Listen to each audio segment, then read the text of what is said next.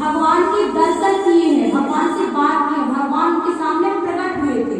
लोग कहते हैं भगवान मिलते नहीं है, प्रत्यक्ष प्रमाण है, वो इसी कलयुग में थे, ज्यादा दूर की बात नहीं है। कब? कलयुग में संत नामदेव जी ने 27 बार भगवान के दर्शन किए।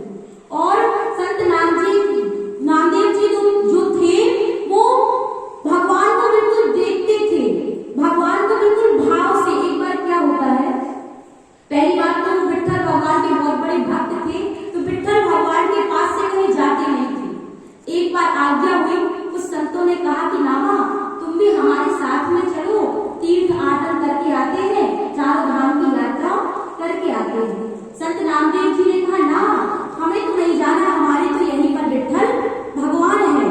बोले आप कैसे चलेंगे, आपको तो चलना पड़ेगा। तो नामदेव जी ने बड़े सरल स्वभाव में कहा, बोले विठ्ठल की आज्ञा हो तो हम चले, उनसे आज्ञा लेकर के आइए। तो वो संत विठ्ठल भगवान के पास गए, कहते हैं विठ्ठल भगवान ने आज्ञा दे दी।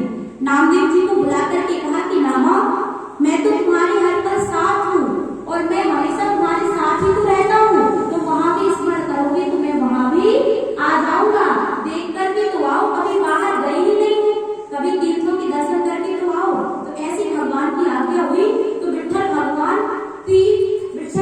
की आज्ञा से संत नामदेव जी तीर्थाटन